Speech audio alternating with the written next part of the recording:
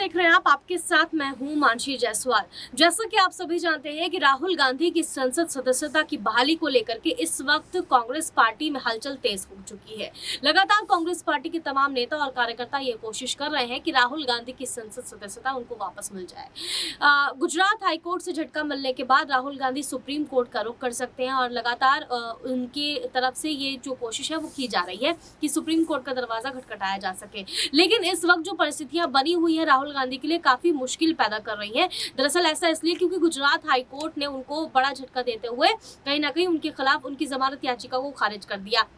ऐसे में राहुल गांधी के पास क्या कुछ विकल्प मौजूद होंगे, इसको लेकर के चर्चा करेंगे। इसके अलावा ये भी चर्चा करेंगे कि राहुल गांधी जो है लगातार संसद में जिस तरीके के बयान वो दे रहे थे, जिस तरीके की बातें वो कर रहे थे, उन्होंने कहा कि अडानी के मुद्दे पर वो बोलना चाहते थे, लेकिन अध्यक्ष ओम बिरला ने उनको बोलने नहीं दिया, उनको बोलने की इजाजत नहीं दी गई। ये बड़ा आरोप उन्होंने राहुल गांधी ने लगाया था और पीएम नरेंद्र मोदी पर भी उन्होंने तंज कसते हुए ये बात कही थी कि मेरा अगला जो भाषण होने वाला था वो अडानी के मुद्दे पर होने वाला था, लेकिन कहीं ना कहीं हम विपक्ष को बोलने नहीं दिया जा रहा है। तो इसी मुद्दे पर चर्चा करने के लिए मेरे साथ अबरार मौजूद है।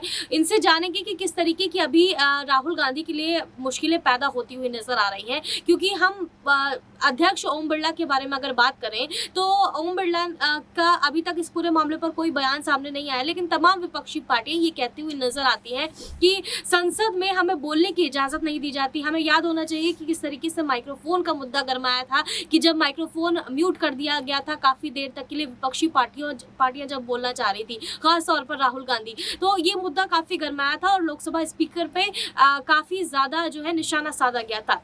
इसी मुद्दे पर आपकी क्या राय है? आपको लगता है कि क्या वाकई अध्यक्ष ओम बिरला की इसमें महत्वपूर्ण भूमिका नजर आती है, या माइक्रोफोन बंद करने की जो बात लगातार राहुल गांधी की तरफ से कही जा रही थी या फिर तमाम विपक्षी पार्टियों की तरफ से कही जा रही थी, उसमें कहीं ना कहीं सच्चाई है? देखिए, ओम बिरला ने जिस तरीके से इस पूरे मुद्दे को लेकर के अपने पक्ष को रखा है और ख़ासतौर से जो है जो है मोदी सरनेम वाले मामले में जो उनका फैसला आया 2 साल की सज़ा और जो है 8 साल तक चुनाव लड़ने पर पाबंदी और उनकी सदस्यता तक रद्द कर दी गई। तो ये तमाम चीज़ें जो हो रही है, इससे ये साफ तौर पर कहीं ना कहीं जो है अंदाज़ा लगता है कि जो विपक्षी पार्टियां उनके खिलाफ एक जो है जो सत्ता पक्ष की जो ताकत होती है, जो मजबूती होती है, उसका तो इस्तेमाल हो ही रहा है। लेकिन सवाल ये है कि अभी तक जिस तरीके से देखा ये जा रहा है कि विपक्ष के कई जो है बड़े नेताओं को इस तरीके से ही परेशान किया जा रहा है। जाहिर सी बात है कि राहुल गांधी अगर किसी मुद्दे को लेकर के सवाल पूछ रहे हैं तो उसकी जांच पड़ताल होनी चाहिए। जहाँ तक बात है तो यहाँ पर सत्ता पक्ष लगातार जो है कई तरीके से यहाँ जो है विपक्ष की आवाज़ को दबाने की कोशिश कर रहा है, चाहे वो सड़कों पर हो या फिर सदन के भीतर हो या फिर आप कह सकते हैं कि जो है संगठनात्मक तौर पर अगर देखा जाए तो कुल मिलाकर के जो है सत्ता पक्ष का जो मकसद यही है कि 2024 से पहले जो है विपक्ष को जो है तोड़ दिया जाए और विपक्ष के जो नेता इस वक्त खुल करके बोल रहे हैं उनके खिलाफ सीधे तौर पर कार्रवाई की जाती है। सत्यपाल मलिक ने बयान दिया, उनके खिलाफ जो सीबीआई की जांच शुरू हो जाती है।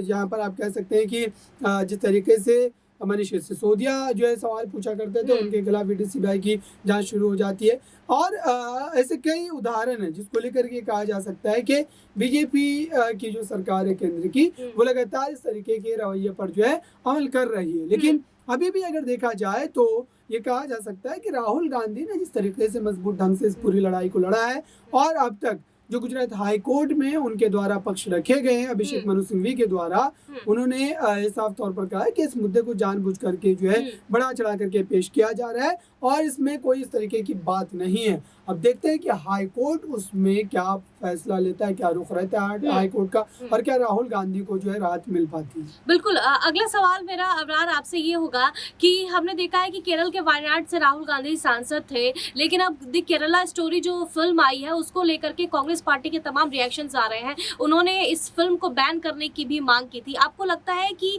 इस फिल्म को बैन करने की वाकई जरूरत है? क्योंकि भारतीय जनता पार्टी तो ये बात कह रही है कि द केरला स्टोरी आंख खोल देने वाली फिल्म है और इस पर ये जो फिल्म है ये सभी लोगों को देखनी चाहिए। धर्म के आधार पर राजनीति करने का आरोप कांग्रेस पार्टी लगा रही है और वहीं भारतीय जनता पार्टी और यूपी सरकार की अगर बात करें तो योगी आदित्यनाथ ने तो इस फिल्म पर जो है टैक्स फ्री भी कर दिया इस फिल्म को यूपी में। तो आप इस मुद्दे को किस तरीके से देखते हैं कि क्या 2024 के लोकसभा चुनाव में ये मुद्दा राहुल गांधी के लिए मुश्किल खड़ी कर सकता है, आपको लगता है? देखिए, इस तरीके से कहीं न कहीं राजनीतिक रूप से कई सियासी पार्टियाँ जो है ऐसी फ़िल्मों का जो है इस्तेमाल करने की कोशिश करती है, कोई फ़ायदे के लिए, कोई विरोध के लिए।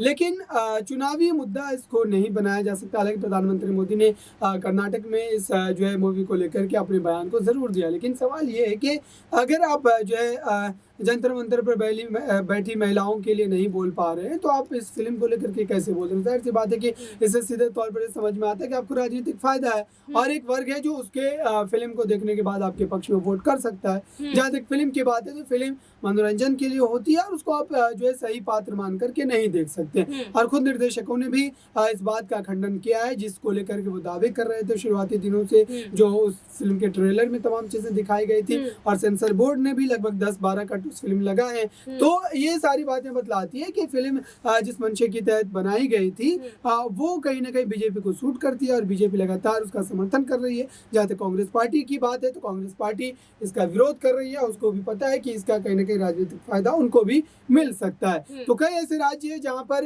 इस फ़िल्म को बैन भी किया गया, पश्चिम बंगाल, तमिलनाडु और कई ऐसे राज्य हैं जहाँ पर इसको टैक्स फ्री किया गया है। तो इससे समझ में आता है कि दोहरी मानसिकता है। तमाम सियासी पार्टियां जो अपने-अपने हिसाब से इसका जो है इस्तेमाल कर रही है। जिनको सूट कर रहा है वो टैक्स फ्री कर रही है, जिनको नहीं कर रहा वो इसका जो है विरोध कर रही है, इसको बैन कर रही है। ठीक है, अबरार, एक और सवाल मेरा आपसे ये रहेगा कि जिस तरीके से अभी हेमंत बिस्व शर्मा की बात करें, भारतीय जनता पार्टी के फायर ब्रांड नेता हैं, असम के मुख्यमंत्री हैं और वो जिस तरीके से अभी कांग्रेस पार्टी के लिए बयान दे रहे हैं, राहुल गांधी के बारे में बयान दे रहे हैं, वो काफी चर्चा का विषय बना हुआ है। कहा जा रहा है कि हेमंत बिस्व शर्मा का जो बयान सामने आया, उन्होंने सीधे तौर पर जो है पीएफआई की तुलना कांग्रेस पार्टी से कर दी। उनका साफ तौर पर कहना है कि कर्नाटक में अगर चुनाव जीतती है कांग्रेस तो कहीं ना कहीं ये आतंकवादी प्रदेश बन जाएगा, ये बात उन्होंने कही है। तो इतने बड़े आरोप कांग्रेस पार्टी पर लगाए जा रहे हैं, इसको किस तरीके से देखते हैं? देखिए, हेमंत बिस्व शर्मा कांग्रेस पार्टी की प्रोडक्ट है और ऐसे कई जो है चेहरे आपको भाजपा में मिल जाएंगे जो इस तरीके के छोटे बयान देने के लिए जाने जाते हैं और यही भाजपा में रहने की उनकी जो एक काबिलियत है। ऐसे में देखा जाए हेमंत बिस्व शर्मा हो या फिर जो है साक्षी महाराज हो या ऐसे कई बड़े चेहरे हैं जो लगातार इस तरीके के बयान देते हैं। आपको तर्क देना चाहिए अगर आप इस तरीके की बातों को रख रहे हैं तो रखने का आपको अधिकार है, लेकिन साथ में आपको उसके लिए तर्क देने पड़ेंगे, उसके लिए जो है सबूत पेश करने पड़ेंगे। मात्र राजनीति चमकाने के लिए आप ये बयान दे रहे हैं, बीजेपी में अपनी जगह को सुनिश्चित करने के लिए आप ये बयान दे रहे हैं, तो जाहिर सी बात है कि ये पॉलिटिकल मुद्दा है, आपका पॉलिटिकल नैरेटिव सेट करने की आप कोशिश करें। हेमंत बिस्व शर्मा जो कांग्रेस पार्टी में कभी हुआ करते थे, तो आज उनकी कांग्रेस पार्टी से इतनी दुश्मनी है कि वो राहुल गांधी को जो है पीएफआई से जो है मिला रहे हैं या फिर कांग्रेस पार्टी को पीएफआई से मिला रहे हैं। तो ये सीधे तौर पर पता चलता है कि ये राजनीतिक बयानबाजी है और इसका कोई भी असर जो है समाज पर नहीं पड़ता। ठीक है, तो इन सभी मुद्दों पर लगातार हम चर्चा करते हुए नजर आ रहे हैं कि कांग्रेस पार्टी किस तरीके से इस वक्त जो है मुश्किल में पड़ती हुई नजर आ रही है। हालांकि 2024 का लोकसभा चुनाव काफी नजदीक है, देखना होगा कि आने वाले समय में किस तरीके की परिस्थितियां देखने को मिलती है, राहुल गांधी की संसद सदस्यता कब वापस होती है। आपकी इस पूरे मामले पर क्या कुछ राय है, हमें कमेंट करके जरूर बताएं। देश और दुनिया की तमाम बड़ी खबरों के लिए देखते रहिए SPN9।